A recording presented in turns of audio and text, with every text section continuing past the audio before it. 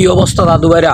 গেল কয়েকদিন যাবৎ ইসরায়েল ফিলিস্তিনিদের উপরে নানানভাবে অত্যাচার করতেছে এবং কাল রাতের পর থেকে দেখলাম যে বাংলাদেশের 100%-এর ভিতরে 99% মানুষই যারা সোশ্যাল মিডিয়া ইউজ করে তারা সবাই ইসরায়েলের বিরুদ্ধে প্রতিবাদ জানাইছে এবং আজকে অনেকে দেখলাম ইসরায়েলের বিরুদ্ধে আন্দোলনও করছে। এখন ভাই অনেকে তাদের পক্ষ নিছে, অনেকে তাদের বিপক্ষ নিছে ইসরায়েলের। তো যারা ইসরায়েলের পক্ষ নিছে তারা হচ্ছে এই জাতির সবচেয়ে বড় গাদ্দার। এবং বাংলাদেশের অনেক ফ্রিল্যান্সাররা দেখলাম যে তারা যে প্ল্যাটফর্মে কাজ করে ফাইবার, ওটা নাকি ইসরায়েলের, তো ওনারা ওটাও রিমুভ করে দিতেছে।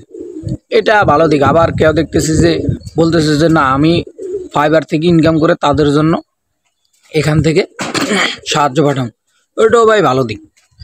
এবং ভাই আমরা যে প্রতিবাদটা করতেছি এখন পৃথিবীতে যেই বড় বড় শক্তিশালী মুসলিম কান্ট্রিগুলো আছে, তুরস্ক, সৌদি আরব, পাকিস্তান, মিশর, তারপর হচ্ছে আফগানিস্তান, এগুলা ভাই কোনো কথাই বলতেছে না। তুরস্কের বর্তমান প্রেসিডেন্ট এরদোয়ান, সে ক্ষমতায় আসার আগে যে পরিমাণ হুমকি দামকি দিছিল, এখন ক্ষমতা যখন চেয়ারে বসে ভাই, চেয়ার ডানা হচ্ছে একটা ম্যাজিক।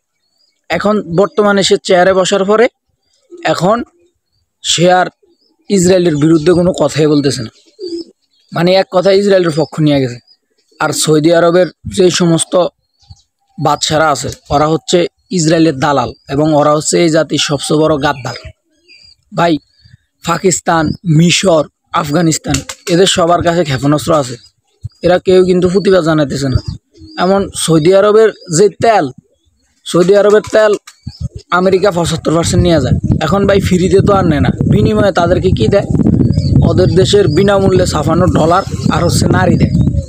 মানে এরা টাকা আর নারীর লোভ পায়া সব কিছু ভুলে গেছে। শুধু ভাই দেখতেছি যে ইরান একটু প্রতিবাদ জানাইতেছে, এছাড়া ইন্দোনেশিয়া আছে, এরা কোনো ভাই প্রতিবাদ জানাইতেছে না।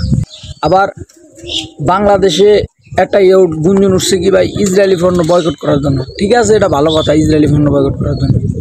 আবার ভাই দেশি যে সমস্ত প্রোডাক্ট আছে এগুলা ব্যবহার, মানে মানুষ যাতে বেশি পরিমাণে কিনে, এগুলাতে করছে কি, একটা উঠাইলো কি যে ভাই আপনি যদি এগুলা কিনেন প্রতি পিসে $1 করে ফিলিস্তিনিদের কাছে সাহায্য যাবে।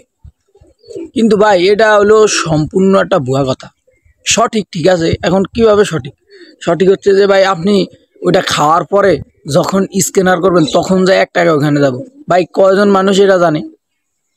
মানে ভাই আপনি জিনিসটা মার্কেটে চালানোর জন্য আপনি এইভাবে মানুষের সাথে প্রতারণা করবেন? মানে ভাই যারা যারা এগুলোর সাথে অল্প, এমনকি ভাই বাংলাদেশের অনেক ওলামায়ে কেরাম 2-1 জন শুধু ইসরায়েলের বিরুদ্ধে কথা বলতেছে, আর কেউ কোনো মুখ খুলতেছে না, বুঝছেন? তো ভাই দিন শেষে একটাই কথা, যারা ইসরায়েলিদের সাথে হাত মিলাইছে তারা হচ্ছে এই জাতির সবচেয়ে বড় গাদ্দার। বিশেষ করে সৌদি আরব। অলরেডি আজ নিউজ পেডে একটু আগে দেখলাম যে একটা খবর আসলো যে সৌদি আরবের মার্কেটের নাকি ডাউন হয়ে গেছে। মানে আল্লাহ পাকের গজব তাদের উপরে সবেমাত্র পড়া শুরু হয়েছে।